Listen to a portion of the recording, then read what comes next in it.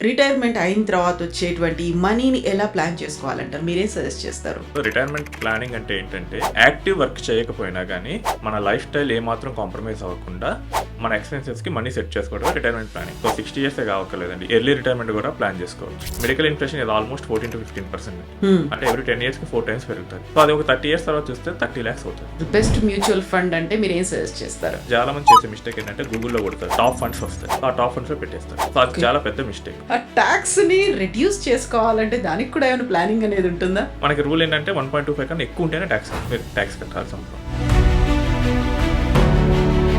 So ఈ రెండు strategies create చేయగలిగితే మనకున్న ఈ 12.5% ట్యాక్స్ని ఒక 7 to 8% రెడ్యూస్ చేయొచ్చు. అంటే రిటైర్ అయ్యే టైంకి చాలా మంది ఏంటంటే ఫిక్స్డ్ అసెట్స్లో ఉంటారు. రియల్ ఎస్టేట్ కానీ, ల్యాండ్స్ కానీ, అసెట్స్ అనేవి ఉంటాయి కానీ ఇన్కమ్ రాదు. అందులో క్యాష్ రాకుండా ఎంత ఆస్తి ఉన్నా కానీ ఈ రోజుల్లో అయితే అది వర్కౌట్ అవ్వదు. లవ్ని మనం ఈఎంఐలో కొనుక్కోవాలి. ఇంకా నమస్తే, నేను Kavitha. Welcome to I Dream. Retirement planning అంటే ఎలా ఉండాలి? ఎక్కువగా నష్టపోకుండా తీసుకోవాల్సినటువంటి జాగ్రత్తలు ఏంటి? చేసేటువంటి తప్పులేంటి? వీటి గురించి మాట్లాడుకుందాం. మనతో పాటుగా ఉన్నారు ఫైనాన్షియల్ ఎక్స్పర్ట్ సాయిరామ్ గారు. సాయిరామ్ గారు, నమస్కారం అండి. నమస్తే కవిత గారు. సో రిటైర్మెంట్ అనగానే మనకు ఆ టైంలో వచ్చేటువంటి బోల్డన్ని డబ్బులు ఉంటాయి, పిఎఫ్ ఉంటాయి, బెనిఫిట్స్ అనేవి చాలా ఉంటాయి. వాటన్నిటిని ప్రాపర్గా ప్లానింగ్ అనేది చేసుకోవాలి. రిటైర్మెంట్ అయిన తర్వాత వచ్చేటువంటి మనీని ఎలా ప్లాన్ చేసుకోవాలంటారు? మీరేం సజెస్ట్ చేస్తారు? రిటైర్మెంట్ ప్లానింగ్ అంటే రిటైర్మెంట్ అయిన తర్వాత వచ్చే మనీ కోసం కదండి.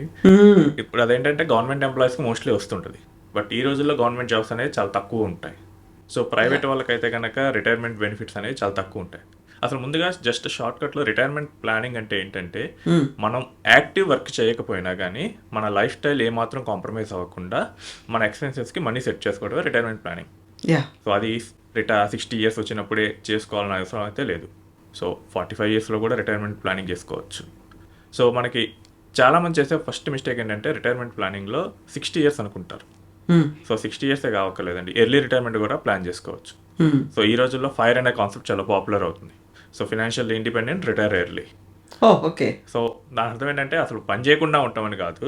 సో మనకు నచ్చిన ప్యాషన్ ఉన్న దాంట్లోకి వెళ్ళటం. నాకు ఒక క్లయింట్ ఉన్నారు, ఆయన ఫార్మా ఎంప్లాయ్. ఓకే. సో ఒక డీసెంట్ పే వస్తుంటుంది. సో కానీ ఆయనకి ఏంటంటే ఆ జాబ్ నచ్చదు, బట్ ఆయనకున్న లోన్స్, కమిట్మెంట్స్ వీటి వల్ల ఆ జాబ్ కంటిన్యూ చేయాల్సి వస్తుంది. ఆయన ప్యాషన్ ఏంటంటే ఆర్గానిక్ ఫార్మింగ్. సో అక్కడ ఆయన కనుక చేస్తూ ఉంటే ఆయనకి మోర్ హ్యాపీనెస్ వస్తూ ఉంటుంది.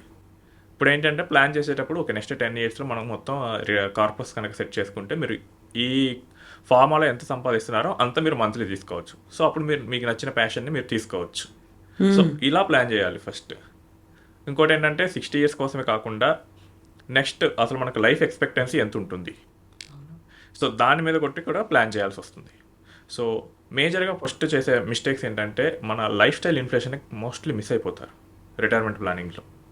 సో ఇప్పుడు ఏంటంటే ఒక 40 years పర్సన్కి జనరల్గా రిటైర్మెంట్ ప్లానింగ్ గుర్తొస్తుంది, లేదా 40 లేదా 50 yearsకి.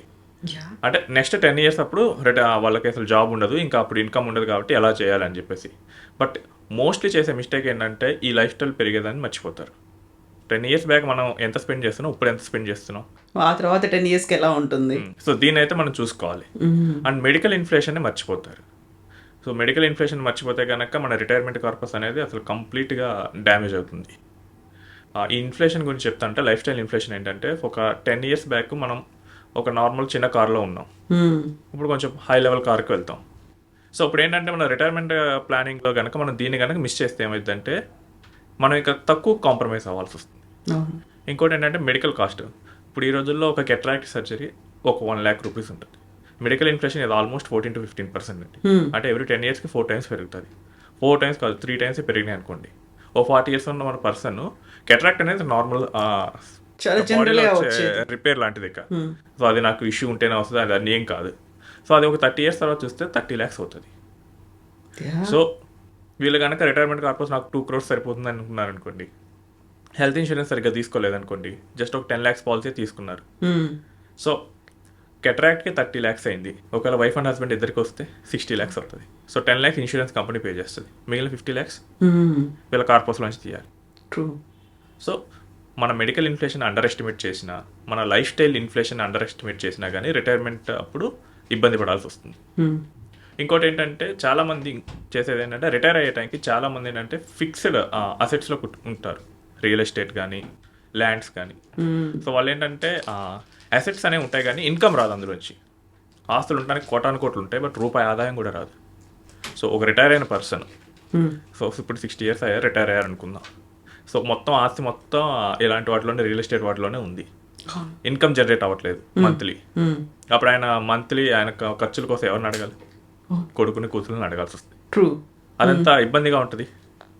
ఇంకోటి ఏంటంటే వాళ్ళకి ఒక మనవరాలు వచ్చారు, కొంచెం క్యాష్ గిఫ్ట్ ఇవ్వాల్సిన అవసరం ఉంటుంది. దాన్ని కూడా పోయి కొడుకుని అడుగుతారా? మొన్న ఒక కేసు చూశాను. సో ఆయనకు ఉండడానికి దాదాపు 8 crores అసెట్స్ ఉన్నాయి, బట్ మొత్తం రియల్ ఎస్టేట్లోనే పెట్టాడు. ఫిక్స్ చేసి పెట్టేశారు. ఇంకా స్థలాలు 10 ఎకరాలు ఉన్నాయి, కొన్ని ప్లాట్స్ ఉన్నాయి, ఓన్ హౌస్. నాకేంటి దర్జాగా ఉండొచ్చు అనుకున్నాడు. ఒక 2 years పెరిగిన తర్వాత వాళ్ళ గ్రాండ్ చిల్డ్రన్ వచ్చారు. బర్త్డేకి డ్రెస్ కొని పెట్టాలంటే 5,000 ఆయన దగ్గర లేవు. అది కూడా వాళ్ళ కొడుకున్నాడు, అది వాళ్ళ కోడలు చూసింది. కూతురుకు వాళ్ళకి ఎందుకు ఇస్తున్నారు? కొని ఇవ్వడానికి కూడా డబ్బులు లేకుండా. సో వాళ్ళు ఫీల్ అయ్యి నా దగ్గరకు వచ్చారు, నేను ఇలా మేనేజ్ చేసుకోవాలనుకుంటున్నాం అని చెప్పేసి. సో మనకేంటంటే రిటైర్ అయ్యే టైంకి అట్లీస్ట్ ఒక 20% అయినా కానీ క్యాష్ జనరేట్ చేసే వాటిలో పెట్టాలి. ఒక సెకండ్ హౌస్ ఉంది, రెంట్ వస్తుంది, ఎవరు అడిగారు కదా, మనకి రెంట్ వస్తుంది కాబట్టి మనకి డైలీ నీడ్స్ సరిపోతాయి. లేదా ఒక ఎఫ్డీ చేసి దాని నుంచి మంత్లీ ఇన్కమ్ తీసుకోండి. మ్యూచువల్ ఫండ్లో SWP పెట్టండి. సో దట్ మీకు మంత్లీ క్యాష్ అనేది రావాలి. క్యాష్ రాకుండా ఎంత ఆస్తున్నా కానీ ఈ రోజుల్లో అయితే అది వర్కౌట్ అవ్వదు. ఎందుకంటే ఈవెన్ ఈరోజు పిల్లలకు కూడా నువ్వేమిస్తావు వస్తే అదే చూస్తారు. లవ్ని మనం ఈఎంఐలో కొనుక్కోవాలి ఇక్కడ. సో ఇప్పుడున్న కమర్షియల్ డేస్లోనే ఉన్నాం. సో వస్తే ఏమిస్తారు, ఆ తాత వస్తే గిఫ్ట్లు ఇస్తారు, కొని పెడతారంటే అలా ఉంటేనే పిల్లలు వస్తున్నారు. సో మనం కూడా దానికి ట్రెండ్ తగ్గట్టు చేంజ్ అవ్వాలి. సో రిటైర్మెంట్ దగ్గర పడే టైంలో మోస్ట్లీ మనం ఏం చేయాలంటే ఒక 20% అయినా కానీ మనం ఫిక్స్డ్ అసెట్స్ని మనకి ఇన్కమ్ జనరేట్ చేసే వాటిలో పెట్టుకోవాలి. మిగిలిన 80% ఫిక్స్డ్ ఉన్నా నో ప్రాబ్లం. ఇన్కమే లేకపోతే కనుక ఆ టైంలో చాలా ఇబ్బంది పడాల్సి వస్తుంది. నెక్స్ట్ వచ్చేసరికి లైఫ్ ఎక్స్పెక్టెన్సీని మిస్ అవటం. మనకి ఇండియాలో లైఫ్ ఎక్స్పెక్టెన్సీ ఎంత మేడం? Almost 60 above. కరెంట్లీ వచ్చేసరికి ఒక 72 ఉంటుంది. సో ఈ 72 years అంటే మనకి 1960sలో చూసుకుంటే 40 ఉంది. ఒక 20 years తర్వాత చూసుకుంటే సరికి 50 వరకు వచ్చింది, అంటే 1980sకి. 2000కి వచ్చేసరికి 60 వచ్చింది. 2020లో కోవిడ్ అప్పటికే 70 వచ్చింది, బట్ కోవిడ్ వల్ల కొంచెం పడి మళ్ళీ ఇప్పటికి 2025కి 72 ఉంది. సో మనకి ఈ ట్రెండ్ ఏం చేస్తుందంటే ఎవ్రీ 20 yearsకి అట్లీస్ట్ 10 years అనేది లైఫ్ ఎక్స్పెక్టెన్సీ పెరుగుతుంది. సో ఇప్పుడు 40 years పర్సన్ కనుక ప్లాన్ చేసుకునేటప్పుడు నాకు లైఫ్ ఎక్స్పెక్టెన్సీ 70 ఉంది కాబట్టి నేను నెక్స్ట్ 10 years అంటే 30 yearsకి నేను ప్లాన్ చేసుకుంటా అంటే ఆయన రిటైర్మెంట్ వచ్చేసరికి లైఫ్ ఎక్స్పెక్టెన్సీ 80 అవుతుంది. సో ఆయన లైఫ్ స్టైల్కి వచ్చేసరికి అది ఇంకా 85 కూడా అవ్వచ్చు. అదేంటండి ఇంత అవుతుందా అంటారు. అసలు నమ్మరు ఫస్ట్ లైఫ్ ఎక్స్పెక్టెన్సీ పెరుగుతుంది అంటే. అప్పుడు పూర్వం లేదు కదా అంటారు. పూర్వం ఎందుకు లేదంటే దర్ ఇస్ మెడికల్ అడ్వాన్స్మెంట్ లేదు, ఇన్ని ఫెసిలిటీస్ లేవు. అండ్ ఇంకోటి ఏంటంటే అప్పుడు కొంచెం కరువులు ఇవన్నీ వచ్చేవి. సో ఫుడ్ గ్రెయిన్స్ యాడిక్వేట్గా ఉండేవి కావు. సో ఇండిపెండెన్స్ వచ్చిన స్టార్టింగ్లో అంతా ఒక నెక్స్ట్ 40 years అదే సిచ్యువేషన్ ఉండేది ఇండియాకి. బట్ గ్రీన్ రెవల్యూషన్ తర్వాత నుంచి ఇవన్నీ మారిపోయాయి. ఫుడ్ గ్రెయిన్స్ మంచిగా అవైలబుల్లోకి వచ్చాయి. అండ్ మనకి మెడికల్ అడ్వాన్స్మెంట్ కూడా వచ్చింది. ఈవెన్ కోవిడ్కి మనకి వ్యాక్సిన్ ఫాస్ట్ ఫేజ్లో జస్ట్ 3-4 monthsలో తయారు చేశారు. నార్మల్గా అయితే ఒక వ్యాక్సిన్ తయారు చేయడానికి 20 years పడుతుంది. అంత రీసెర్చ్ పెట్టాలి దాని మీద. కానీ మనకి మెడికల్ అడ్వాన్స్మెంట్ వచ్చి మనకి ఫాస్ట్గా తయారు చేస్తున్నారు. సో ఈవెన్ మనకి హెల్త్ ఇష్యూస్ ఉన్నా కానీ మెడిసిన్ మీద అయితే బతికిస్తున్నారు. సో ఈ రోజుల్లో 20 years 30sలో కూడా డయాబెటీస్ బీపీస్ వస్తున్నాయి. But he will survive medication మీద పెట్టి. పూర్వం అది లేదు. బట్ ఈ విషయాన్ని కంప్లీట్గా ఇగ్నోర్ చేస్తారు. అసలు ఫస్ట్ ఏంటంటే చాలామంది నా దగ్గర వచ్చి మాట్లాడేటప్పుడు అసలు యాక్సెప్ట్ చేయరు దాన్ని. అంతెందుకు ఉంటుంది అంటారు. ఒకసారి చూస్తే తెలుస్తుంది. అబ్జర్వ్ చేస్తూ ఉంటే ట్రెండ్ని. మన చుట్టుపక్కల ఊళ్ళల్లో ఎంతమంది ఉన్నారు, సో పెన్షనర్స్ వాళ్ళు ఎంతమంది ఉన్నారు, ఇంకెందుకండి మూవీ ఇండస్ట్రీలో చూసినా తెలుస్తుంది. సో 70+ యాక్టర్స్ ఎంతమంది ఉన్నారు, ఒకప్పుడు ఎంతమంది ఉన్నారు. సో ఇదంతా కంపేర్ చేసినా తెలుస్తుంది. ఎండ్ ఆఫ్ ది డే అది మనకే పనికొస్తుంది అనేటువంటి ఆలోచన స్పృహ పెట్టుకుంటే. ఇప్పుడు ఏంటంటే ఈ మిస్టేక్ కనుక చాలామంది చేసేది ఏంటంటే లైఫ్ ఎక్స్పెక్టెన్సీ మిస్టేక్. ఎక్కువ కాలం ఉంటామన్న విషయాన్ని మర్చిపోయి తక్కువ ఒక 10 yearsకో 15 yearsకో ప్లాన్ చేస్తారు. సో ఇప్పుడు ఏంటంటే 60 నుంచి 70 వరకు వెళ్ళేసరికి ఆ కార్పస్ మొత్తం అయిపోతుంది. కార్పస్ మొత్తం అయిపోయేసరికి నెక్స్ట్ 10 ఇయర్స్ 15 ఇయర్స్ ఎలా ఉండాలి? ఆ విషయాన్ని కంప్లీట్గా ఇగ్నోర్ చేస్తే చాలా ఇబ్బంది పడాల్సి వస్తుంది. మీకు ఇంకో షాకింగ్ న్యూస్ చెప్తాను. సో ఇక్కడ నుంచి ఒక 20 ఇయర్స్ తర్వాత ఒక 2 crore కార్పస్తో రిటైర్ అయ్యారు అనుకున్నాం ఒక పర్సన్. ఓకే. సో అవి కేవలం రెంట్కి రైస్ అండ్ వెజిటేబుల్స్ కొనుక్కోడానికి సరిపోతాయి, దాని నుంచి వచ్చే పెన్షన్. ఓ. సో ఈ రోజుల్లో హైదరాబాద్ లాంటి సిటీలో 15,000 రెంట్ అనుకోండి, 15,000 ఎక్స్పెన్సెస్, అంటే మొత్తం 30,000. యా. అంటే ఎవ్రీ 10 ఇయర్స్కి ఇన్ఫ్లేషన్ 7% ఉంటుంది. ఎవ్రీ 10 పెరుగుతోంది. ఇయర్స్కి డబుల్ అవుతాయి. 30 కాస్త నెక్స్ట్ 2035కి 60,000 అవుతుంది, 2045కి 1,20,000 అవుతుంది. మీరు ఈ 2 crores తీసుకెళ్ళి స్టేట్ బ్యాంక్లో ఎఫ్డీ చేస్తే ఇప్పుడున్న 6% ప్రకారం చూస్తే వాడు 1,00,000 ఇస్తాడు. ఫ్యూచర్లో ఏంటంటే ఇంట్రెస్ట్ రేట్లు పడుతుంటాయి, దాన్ని మిస్ చేస్తారు. సో మీరు ఫస్ట్లో అడిగారు కదా క్వశ్చన్. సో మనకి మొత్తం రిటైర్మెంట్ అయినప్పుడు ఒక లంసమ్ వస్తే ఏం చేయాలని. ఫస్ట్ ఏంటంటే ఈ ఎఫ్డీస్ వాటి మీద లాంగ్ టర్మ్ బెట్ చేయకూడదు. ఓకే. సో ఇవేంటంటే ఎఫ్డీస్ 2000 ఆ టైంలో 12-13% ఉన్నాయి. ఇప్పుడు వచ్చేసరికి 25 ఇయర్స్కి వచ్చేసరికి సగానికి సగం పడిపోయాయి, 6-7% ఉన్నాయి. నెక్స్ట్ 25 ఇయర్స్లోకి వచ్చేసరికి 3-2 కూడా రావచ్చు. ఓకే. సో ఎఫ్డీ రేట్లు అన్నీ పడుతూ ఉంటాయి. డెవలపింగ్ ఎకానమీ ఎఫ్డీలో ఎప్పుడు ఎక్కువ రేట్లు ఇవ్వడు. సో ఈ విషయాన్ని మర్చిపోయి మొత్తం నేను ఎఫ్డీ మీద పెడతా అంటే ఏమవుతుందంటే మనకు ఖర్చు ఏమవుతుందంటే ఎవ్రీ ఇయర్ కొంచెం పెరుగుతుంది. సో నేను సింపుల్ లైఫ్ స్టైల్ మెయింటైన్ చేస్తాను కానీ ఓల్డ్ ఏజ్ వచ్చేసరికి మెడిసిన్ కాస్ట్ అన్న అవుతుంది. సో అక్కడన్నా కానీ కాస్ట్ అనేది పెరుగుతూ ఉంటుంది. సో ఇప్పుడు నాకు ₹1,00,000 ఉన్నాయి, నేను ఎఫ్డీ చేసేస్తాను, నాకు మంత్లీ ఒక 50,000 వడ్డీ వస్తుంది అనుకోండి. బట్ డౌన్ ద లైన్ ఏమవుతుందంటే మనకు ఖర్చు పెరుగుతూ ఉంటుంది, ఎఫ్డీ ఇంట్రెస్ట్ రేట్లు పడిపోతూ ఉంటాయి. ఒక 10 ఏళ్ళ తర్వాత చూస్తే వాడు 50,000 ఇవ్వకుండా 35,000 ఇస్తాడు. మనకి ఈరోజు కాస్ట్ ఒక 20,000 ఉంటే అది పోయి 10 ఇయర్స్కి 40,000 అవుతుంది. మిస్ మ్యాచ్ అవుతుంది. సో ఉన్న కార్పస్ నుంచి తీయాల్సి వస్తుంది. ఫస్ట్ ఏంటంటే మీ కార్పస్ని ఇన్ఫ్లేషన్ కన్నా ఎక్కువ వచ్చే వాటిలో పెట్టాలి. సో అలా ఉంటేనే మనకి సేఫ్టీ ఉంటుంది. ఒకటి ఏంటంటే మీకు ఏమన్నా హౌస్ సెకండ్ హౌస్ కొన్ని దాన్ని రెంట్కి ఇవ్వండి. సో దట్ రెంట్ అనేది ఇన్ఫ్లేషన్ ప్రకారం పెరుగుతుంది. అది కూడా కావాలంటే మేజర్ సిటీస్లోనే వర్కౌట్ అవుతుంది. సో నేను ఊళ్ళో ఉన్నాను అంటే ఊళ్ళో రెంట్కి ఇచ్చినా అంత రాదు. హైదరాబాద్, వైజాగ్ ఇలా కొన్ని సిటీస్లో అయితే అది మీకు వర్కౌట్ అవుతుంది. ఇంకా అది లేని పక్షంలో కమర్షియల్ ప్రాపర్టీస్ చూసుకోండి రెంట్కి. సో దట్ కమర్షియల్ ప్రాపర్టీస్ అయితే కొంచెం హయ్యర్ రెంట్ వస్తుంది నార్మల్ రెసిడెన్స్ కన్నా. సో అది కూడా కొంచెం హై గ్రోత్తోనే వెళ్తుంది. ఇంక ఇది కూడా లేదు అంటే కనుక then go for an mutual fund option. So mutual ఫండ్లో మీరు పెట్టేసి ఎస్డబ్ల్యూపీ తీసుకోండి. ఇక్కడ ఏమవుతుందంటే మీ కార్పస్ కూడా ఎవ్రీ 10 ఇయర్స్కి డబల్ అవుతుంది. మీరు మంత్లీ పెన్షన్ తీసుకుంటున్నా కానీ 1 crore పెట్టారు, మీరు 50,000 రూపీస్ పెన్షన్ తీసుకుంటూ ఉన్నారు ఎవ్రీ మంత్. ఓ 10 ఇయర్స్ తర్వాత మీ కార్పస్ 2 crores అవుతుంది. సో మన ఖర్చులు పెరుగుతాయి. 2 crores మీద మళ్ళీ 1 lakh తీయచ్చు పెన్షన్. సో మన ఖర్చులు పెరిగేటట్లే మనకున్న పెన్షన్ కూడా పెరుగుతూ ఉంటుంది. సో ఇప్పుడు అలాంటి వాటిని పెట్టుకోవాలి. అలా కాకుండా ఫిక్స్డ్గా వచ్చాయి లేదా పడిపోయే వాటిలో ఎఫ్డీస్ వాటిలో పెట్టారనుకోండి. ఈవెన్ సీనియర్ సిటిజన్ సేవింగ్ స్కీమ్లో కూడా అగ్రెసివ్గా పెడతారు. దాని ఇంట్రెస్ట్ రేట్లు అనేది గవర్నమెంట్ డబ్బులు అవసరం లేదంటే తగ్గిస్తుంది. కోవిడ్ టైంలో తగ్గించింది. కోవిడ్ టైంలో జనాలందరూ మళ్ళీ తిరిగి బ్యాంకులకు పట్టుకొచ్చారు. లోన్లు ఎవరూ తీసుకోలేదు, బిజినెస్లు నడవలేదు కాబట్టి. సో ఆ టైంలో గవర్నమెంట్ దగ్గర డబ్బు ఎక్కువగా ఉంది, వెంటనే ఇంట్రెస్ట్ రేట్లు అనేది తగ్గించింది. రేపు ఫ్యూచర్లో ఇలాంటి సిచ్యువేషన్లో వస్తుంటే కనుక ఇంట్రెస్ట్ రేట్లు అనేది తగ్గిపోతాయి. సో దాని మీద ఎక్కువ బెట్ అనేది చేయకూడదు. కొంత సేఫ్టీ కోసం పెట్టుకుంటే ఓకే, మనకు 100 రూపీస్లో ఒక 20% అలాంటి వాటిలో పెడితే ఓకే. బట్ మొత్తం వాటి మీద పెడితే కనుక రేపు డౌన్ ద టైం ఏమవుతుందంటే మనకి కాస్ట్ ఆఫ్ లివింగ్ పెరుగుతూ ఉంటుంది. అది పెరిగి మనకి వచ్చే ఇన్కమ్ అనేది తగ్గిపోతే కనుక ప్రాబ్లం అవుతుంది. సో ఎంత ఎర్లీగా మనం స్టార్ట్ చేసి ఆ రిటైర్మెంట్ కార్పస్ని అంత తొందరగా తీసుకుంటే కనుక మనకు ఎంత బెటర్ టైం వస్తుంది. సో 30 years పర్సన్ స్టార్ట్ చేసాడు, ఒక 40 years 50 yearsలో రిటైర్మెంట్ ప్లానింగ్ మొత్తం కంప్లీట్ అయిపోతుంది, కార్పస్ అంతా వచ్చేస్తుంది. సో దట్ ఆయన 1 year లేట్ చేసినా ప్రాబ్లం లేదు. ఎందుకంటే 50sలో ఉంటారు కదా, they can able to work. And ఇంకొక ముఖ్యమైన విషయం ఏంటంటే 60 దాటిన తర్వాత ఓల్డ్ అనుకుంటున్నారండి. బట్ ఈ రోజులు ఏంటంటే యంగ్ ఓల్డ్, ఓల్డ్ ఓల్డ్ అని 2 కాన్సెప్ట్స్ వస్తున్నాయి. అంటే ఏంటంటే మనకి లైఫ్ ఎక్స్పెక్టెన్సీ పెరగటం, కొంచెం హెల్త్ అవేర్నెస్ పెరగటం వల్ల ఏంటంటే కొంచెం 60 తర్వాత కూడా వర్క్ చేసే వాళ్ళు చాలా మంది ఉన్నారు, చాలా యాక్టివ్గా ఉండేవాళ్ళు.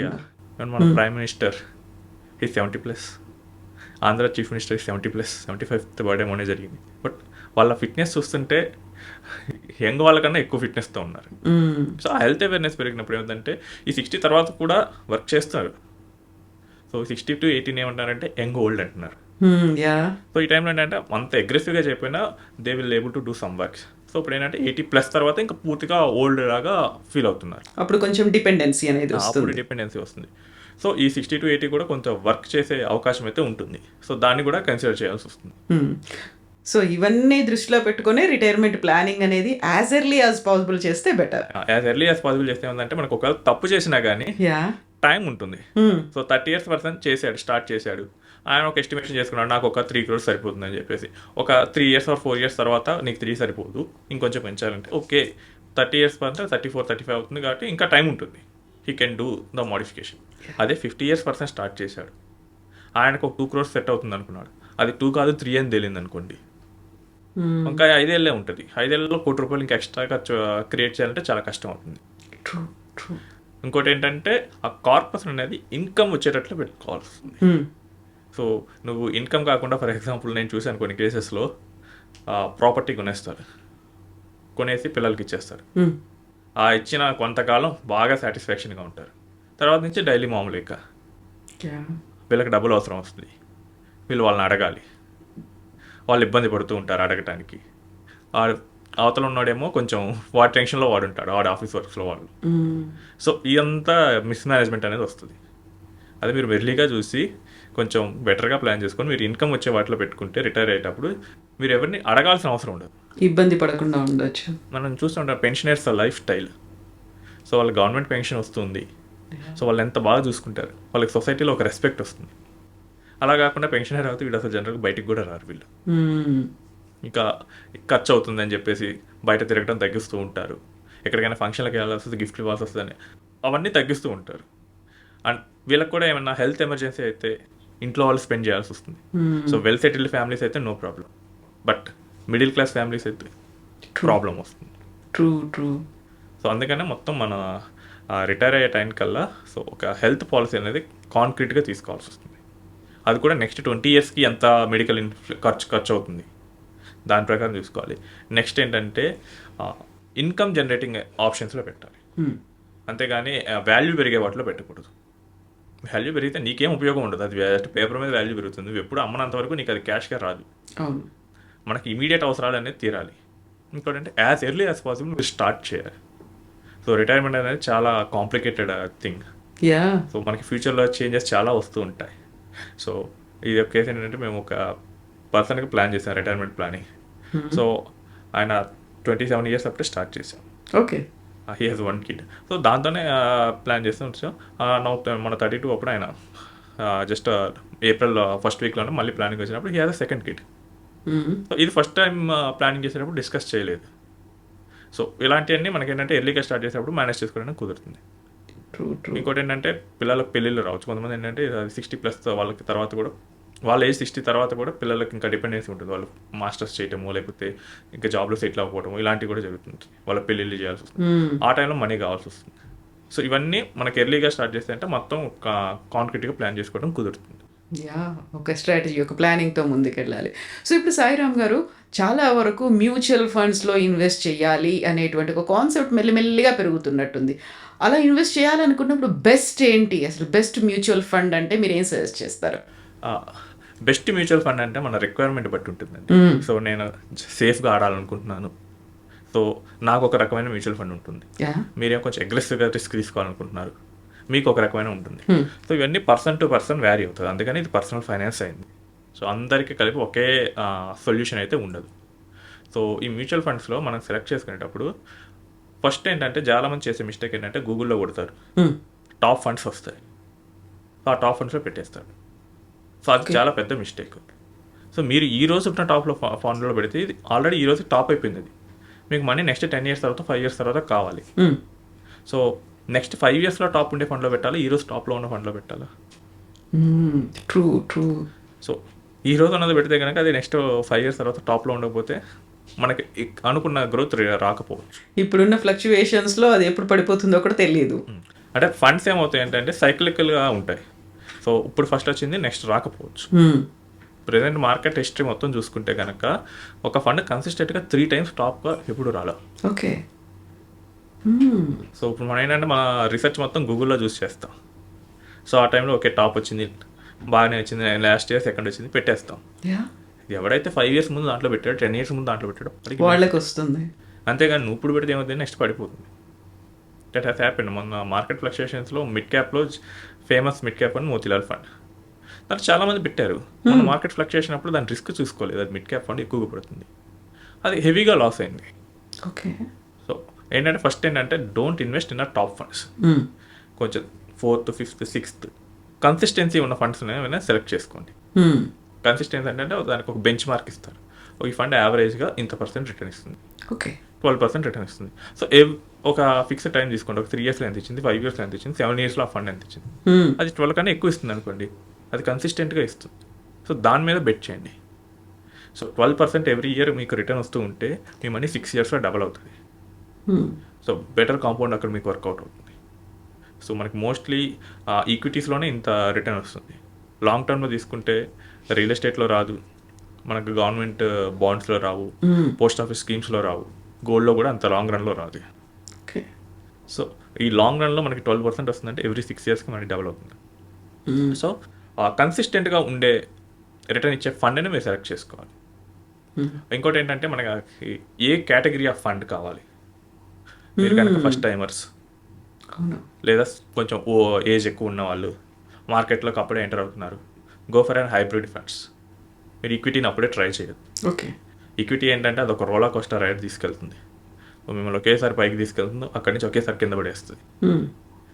అంటే మిగతా అసెట్స్ కూడా అలానే చేస్తాయి, కాదు దాటి నెత్తి మీద ప్రైస్ ట్యాక్స్ ఉండవు కాబట్టి కనపడదు. యా, సో ఇప్పుడు గోల్డ్ రోలర్ కోస్టర్లో పైకి తీసుకెళ్ళింది, లక్ష దాటింది. లాస్ట్ టైం మనం పాడ్కాస్ట్ చేసినప్పుడే లక్ష వస్తుందన్నాం. సో ఈరోజు వచ్చేసింది. సో ఇంకో చూడండి, ఇంకో 6-7 yearsలో 2 lakhs కూడా అవుతుంది. సో ఆ రోలర్ కోస్టర్లో పైకి తీసుకెళ్ళినప్పుడు అంతా బాగానే ఉంటుంది, బట్ కింద పడితే మాత్రం చాలా హెవీగా ఉంటుంది. జస్ట్ మార్కెట్ మొన్న ఒక 15% పడితే కానీ చాలామంది పోర్ట్ఫోలియోస్ అన్ని రెడ్లోకి వెళ్ళిపోయాయి. సో వాలటాలిటీని తట్టుకోవాలి. సో ఎర్లీగా అంటే ఫస్ట్ కొత్తగా వచ్చే వాళ్ళు దాన్ని తట్టుకోలేకపోవచ్చు, కాబట్టి వాళ్ళు హైబ్రిడ్ ఫండ్స్ అనేవి కరెక్ట్. ఎవరైతే లాంగ్ టర్మ్ ఉంటారు, ఈ మనీ మా కిడ్స్ మ్యారేజ్ కోసం, కిడ్స్ హైయర్ ఎడ్యుకేషన్ కోసం, లేదా ఒక 10 years తర్వాత నేను ఏదైనా కొనాలనుకుంటున్నాను నా రిటైర్మెంట్ కోసం, అలాంటివి ఉన్నప్పుడు కొంచెం ఈక్విటీస్లో కూడా పెట్టచ్చు. ఆ ఈక్విటీస్లో కూడా ఎలా పెట్టాలంటే go for flexi caps or multi caps, అలాంటి ఫండ్స్లో పెట్టి మనకి ఎక్స్పీరియన్స్ పెరిగే కొద్దీ మనం మిడ్ క్యాప్, స్మాల్ క్యాప్ ఇలాంటి రిస్కీ వాటిలోకి మనం వెళ్ళచ్చు. లేదు నాకు అసలు ఈ చెప్పేవాళ్ళు ఎవరూ లేరనుకోండి, బ్యాంక్ అకౌంట్ అయితే ఉంటుంది కదా, సో ఆ బ్యాంక్కి వెళ్ళండి. జనరల్గా టాప్ 5 ప్రైవేట్ బ్యాంక్స్ కానీ పబ్లిక్ సెక్టర్ బ్యాంక్స్ కానీ ప్రతి వాటికైతే వాటి మ్యూచువల్ ఫండ్ కంపెనీస్ అయితే ఉన్నాయి. SBI, కోటక్, HDFC, ICICI వీటన్నిటికీ ఓన్ మ్యూచువల్ ఫండ్ కంపెనీస్ ఉన్నాయి, bank of Baroda.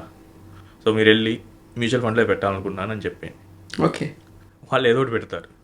In case మీకు కరెక్ట్ అడ్వైజర్ దొరికేంత కాలం వరకు మీరు టైం వేస్ట్ చేయకుండా ఉంటారు. సో చాలామంది చేసేది ఏంటంటే టైం వేస్ట్ చేస్తూ ఉంటారు. So I have seen a person 2022లో వచ్చారు, ఆయన దగ్గర ఒక 2 కోట్ల క్యాష్ ఉంది. ఓకే, ఏం చేయాలని అడిగారు. సో మొత్తం ప్లాన్ ఇచ్చాం, ఈరోజు మార్కెట్ పడేటట్లుంది, ఈ ఇయర్ మార్కెట్ పడేటట్లుంది అని చెప్పి ఆయన డెసిషన్ పోస్ట్ పోన్ చేసుకున్నాడు. నెక్స్ట్ మళ్ళీ 24లో వచ్చాడు, మళ్ళీ ఏం చేయాలని చెప్పి అడిగాడు, మార్కెట్ పడేటట్లుందని చెప్పి మళ్ళీ డెసిషన్ పోస్ట్ పోన్ చేసాడు. మళ్ళీ మొన్న వచ్చాడు, ఆల్రెడీ మార్కెట్ పడిపోయింది, ఇంకా పడుతుంది అని మళ్ళీ డిస్కషన్ చేశారు. ఈసారి ఏం చేసామంటే మార్కెట్ పడొచ్చండి, మీరు FDలో చేసేయండి ఆ 1 CR. సో మీకు ఎవ్రీ మంత్ ఇంట్రెస్ట్ వస్తుంది, దాన్ని మాత్రమే పెట్టింది. ఈయన కనుక ఆ 2 years ముందే కనుక పెట్టుంటే ఆ 1 CR ఆల్మోస్ట్ 1.5 నుంచి 2 CR వరకు అయ్యాయి. బట్ ఏంటంటే టైం వేస్ట్ చేస్తూ ఉంటారు, మార్కెట్ అది జరుగుతుంది అని. నువ్వు ఇన్వెస్ట్ చేస్తూ వెళ్తే నీకు తెలుస్తుంది. అదే మన రిస్క్ తగ్గట్టు కూడా మనకి ఇక్కడ స్ట్రాటజీస్ డిజైన్ చేసుకోవచ్చు. నేను అసలు ప్యూర్లీ నా క్యాపిటల్ సేఫ్ ఉండాలంటే ఒక FDలో లేకపోతే ఒక లిక్విడ్ ఫండ్ లేదా ఒక డెట్ ఫండ్లో పెట్టి ఆ వచ్చే ఇంట్రెస్ట్ మాత్రం మనం పెడతాం. సో మన క్యాపిటల్ ఎప్పుడు సేఫ్గా ఉంటుంది. సో ఇప్పుడు మనం మ్యూచువల్ ఫండ్స్లో పెట్టాము, బాగుంది, రిటర్న్స్ అనేవి చాలా బాగున్నాయి అనుకున్నప్పుడు అక్కడ ట్యాక్స్ కూడా పడుతుంది కదా, ఆ ట్యాక్స్ని రెడ్యూస్ చేసుకోవాలంటే దానికి కూడా ఏమైనా ప్లానింగ్ అనేది ఉంటుందా? ట్యాక్స్ ఇన్ మ్యూచువల్ ఫండ్ చెప్తానండి, 2018 వరకు మ్యూచువల్ ఫండ్స్ ఇన్కమ్ మీద ట్యాక్స్ లేదండి. Okay, 0% tax. So rich people వీళ్ళందరూ ఈ స్టాక్స్ వాటిలోనే పెట్టేవాళ్ళు. వాళ్ళు అసలు మనం ఏంటంటే శాలరీస్ ఉండవు, 20-30% ట్యాక్స్ కట్టారు. వాళ్ళకి అక్కడ క్యాపిటల్ గెయిన్స్ వచ్చాయి, అసలు ట్యాక్సే కట్టలేదు. అలాంటి అప్పటి వరకు 2018 వరకు ఏంటంటే రిచ్ పీపుల్ ఎక్కువ ఉండేవారు. బట్ అక్కడి నుంచి స్లోగా అవేర్నెస్ పెరిగి కామన్ మ్యాన్ కూడా రావటం మొదలుపెట్టి వెంటనే గవర్నమెంట్ కన్నాడబడింది. సో వీళ్ళందరూ వస్తున్నారని చెప్పి 10% ఒకేసారి 0 నుంచి 10% ప్రాఫిట్ మీద ట్యాక్స్ వేసి, ఆ 10% కూడా అప్పుడు 1 lakh కన్నా ఎక్కువ గెయిన్ ఉంటాయి ఓకే. లాంగ్ టర్మ్లో. లాంగ్ టర్మ్ అంటే ఇక్కడ మనకి ఈక్విటీ మ్యూచువల్ ఫండ్స్లో 1 year కన్నా ఎక్కువ ఉండటం. సో 1 lakh కన్నా ఎక్కువ ప్రాఫిట్ వస్తే 10% కట్టేయాలి. సో అది కూడా తట్టుకొని పెడుతూనే ఉన్నారు. లాస్ట్ బడ్జెట్లో ఏం చేశారంటే దాన్ని 12.5% చేశారు. ఓకే. అంటే మీకు కనుక ఒక 10 lakhs ప్రాఫిట్ వస్తే యూ హ్యావ్ టు పే 12.5% అంటే 1,25,000 కట్టాలి. సో ఇదేంటంటే రాను పెరగచ్చు.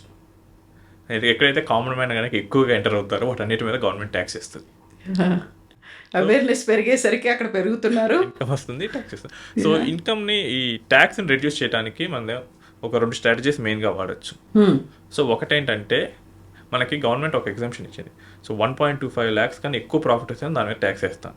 ఓకే. సో మనకి ప్రాఫిట్ ఎప్పుడైతే 1.25 lakhs వరకు వస్తుందో ఆ టోటల్ ఫండ్స్ని సెల్ చేసి మళ్ళీ సేమ్ ఫండ్ కొనండి. ఫర్ ఎగ్జాంపుల్ మీరు ఒక 10 lakhs ఇన్వెస్ట్ చేశారు, ఈ ఇయర్ ఎండ్కి 11.25 lakhs అయింది. ఇది దాటి వచ్చే ప్రాఫిట్ మీద మీరు ట్యాక్స్ కట్టాలి. ఇప్పుడు మీరు ఏం చేస్తారంటే మొత్తం అమ్మేసి మళ్ళీ కొన్నారు సేమ్. మీరు అమ్మేసినప్పుడు ఏమొచ్చిందంటే మీకు 1.25 lakhs ప్రాఫిట్ వచ్చింది. మనకి రూల్ ఏంటంటే 1.25 కన్నా ఎక్కువ ఉంటేనే ట్యాక్స్ కట్టాలి. మీరు ట్యాక్స్ కట్టాల్సిన అవసరం. మళ్ళీ మీరు సేమ్ అమౌంట్ ఇన్వెస్ట్ చేశారు, అప్పుడు మీకు కొత్త ఇన్వెస్టెడ్ అమౌంట్ ఏమవుతుందంటే 11.25 lakhs అవుతుంది. ఇక్కడ నుంచి మళ్ళీ 1.25 lakhs వరకు చూడాల్సి వస్తుంది. ఓకే. ఓకే. సో ప్రతి ఇయర్ 1.25 lakhs మనం యాడ్ చేసుకుంటా వెళ్ళచ్చు. ఇంకోటి ఏంటంటే మార్కెట్ పడినప్పుడు మన వాల్యూ నెగిటివ్లో ఉంటుంది, అమ్మేసి మళ్ళీ కొనేయండి. ఇది జనరల్గా మేము ఫినాన్షియల్ ఇయర్ ఎండ్లో ప్రిఫర్ చేస్తాం. Okay. So 30, 28, 27th of March ఏం చేస్తాం అంటే ఎవరెవరు పోర్ట్ఫోలియోస్ని లాంగ్ టర్మ్ కోసం నెగిటివ్లో ఉన్నాయో అందరికీ సెల్ చేపిస్తాం, సేమ్ డే మళ్ళీ కొనిపిస్తాం. అక్కడ జరిగేది ఏం లేదు, సేమ్ అమౌంట్ని ఆ రోజే కొనేసారు, ఆ రోజు అమ్మేశారు కాబట్టి వాళ్ళకి డిఫరెన్స్ అనేది డిఫరెన్స్ ఉండదు వాల్యూలో. బట్ ట్యాక్స్ పర్స్పెక్టివ్లో ఏమవుతుందంటే ఆయన 1 lakh ఇన్వెస్ట్ చేశాడు, అది ఈరోజు 85,000 అయింది. 85,000కి అమ్మేశాడు అంటే 15,000 లాస్ వచ్చింది. ఈ లాస్ని మనం ఇన్కమ్ ట్యాక్స్లో క్యారీ ఫార్వర్డ్ చేసుకోవచ్చు. ఓకే. నెక్స్ట్ ఇయర్ ఎప్పుడైనా ప్రాఫిట్ వస్తే బ్యాలెన్స్ చేయడానికి వాడచ్చు. సో ఈ 2 స్ట్రాటజీస్ కనుక కన్సిస్టెంట్గా మనం క్రియేట్ చేయగలిగితే మనకున్న ఈ 12.5% ట్యాక్స్ని ఒక 7 to 8%కి రెడ్యూస్ చేయొచ్చు. ఓకే. ఇంకా మనకి లక్ ఇంకా ఎక్కువ వచ్చి మార్కెట్ ఎక్కువ పడితే ఇంకా తగ్గొచ్చు. So it's hard earned money. మనకి మ్యూచువల్ ఫండ్స్లో క్యాపిటల్ గెయిన్స్ చాలామంది మిస్ అవుతూ ఉంటారు. ఈవెన్ మొన్న ఒక కేసు చూసాము, ఆయన 15,000 రూపీస్ ఆల్మోస్ట్ ఒక 10 years పై నుంచి ఇన్వెస్ట్ చేశాడు, ఆల్మోస్ట్ 15 lakhs ఇన్వెస్ట్ చేశాడు. మార్కెట్ మంచి రిటర్న్ ఇచ్చిన ఆయనకు దాదాపు 1 crore వరకు వచ్చింది. సో ప్రాఫిట్ చూస్తే 85 lakhs ఉంది.